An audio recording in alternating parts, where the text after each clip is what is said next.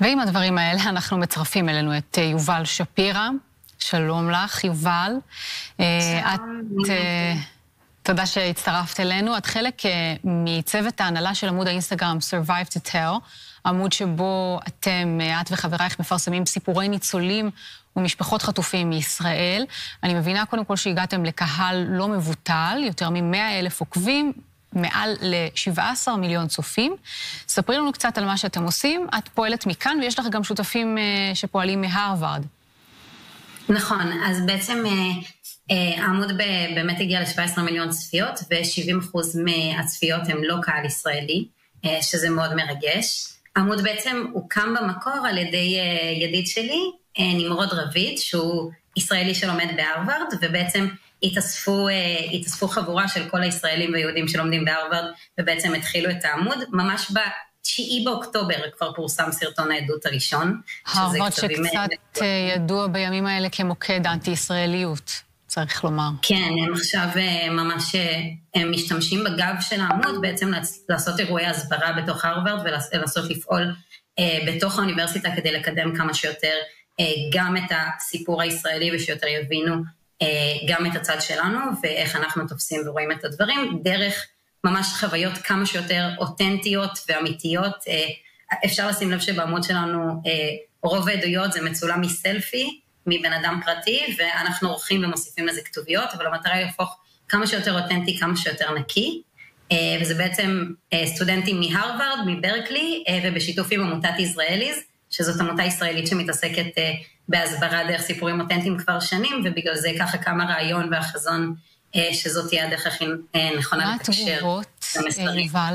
ספרי לי קצת על התגובות, מה מספרים החברים מהאוניברסיטאות שם? אז יש תגובות מן הסתם שנויות במחלוקת, כלומר יש תגובות שלא מאמינות שזה סיפורים אמיתיים, ואומרים שמשלמים לעדויות, ויש תגובות מאוד מאוד חמות ומעוררות הזדהות. זה בעצם נתן במה, העמוד שלנו להרבה אינפלואנסרים ברמה בינלאומית, בר רפאלי, מיכאל רפפורט, שבעצם הרגישו בנוח לשתף את העדויות וככה לעשות הסברה דרך זה. אז להרבה מאוד מקומות זה נתן את הקול שלהם להסביר את הסיפור בצורה אותנטית ולא סטטיסטיקות ונתונים, וגם כמובן יש תגובות לצד השני שאומרים שזה לא אמין, למרות שזה הכי נקי שיש, אנחנו לא נוגעים כמעט כלום. מדהים. אז קודם כל אתם מתמקדים באמת בסיפורים האישיים, וזה בהחלט משהו שעושה שינוי, וצריך לציין שהעמוד הזה הוא עמוד חדש ועמוד יהודי, ולכן זו באמת הצלחה די מכובדת, כן? זה לא עמוד שהיה קיים קודם לכן, עם עוקבים שאספתם. מה אתם מתכננים להמשך?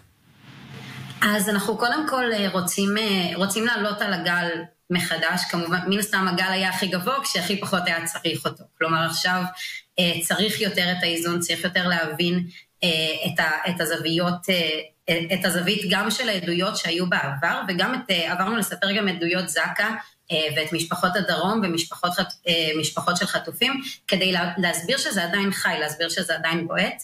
אנחנו מנסים להגיע בעצם לעוד סיפורי ניצולים, כדי שעדיין הסיפורים שלהם יסופרו, ועדיין נשמעו שזה משהו שנמצא אצלנו ולא נגמר, וגם להגיע לעוד קהלים בינלאומיים על ידי כתבים בארץ ובחול, אחת הסיבות שאני פה איתך, ובעצם לנסות לחשוב על שיתופי פעולה ואסטרטגיות הפצה, עם עוד הרבה מאוד מקומות שעכשיו עושים עדויות גם בצורה יותר פורמלית ויותר רשמית, כי אנחנו ידענו לעשות את זה בצורה מאוד אותנטית וקטנה, ועכשיו יש גופים מאוד מסודרים שהתחילו לעשות את זה, אז אנחנו גם מייצרים שיתופי פעולה איתם, שזה מאוד מרגש.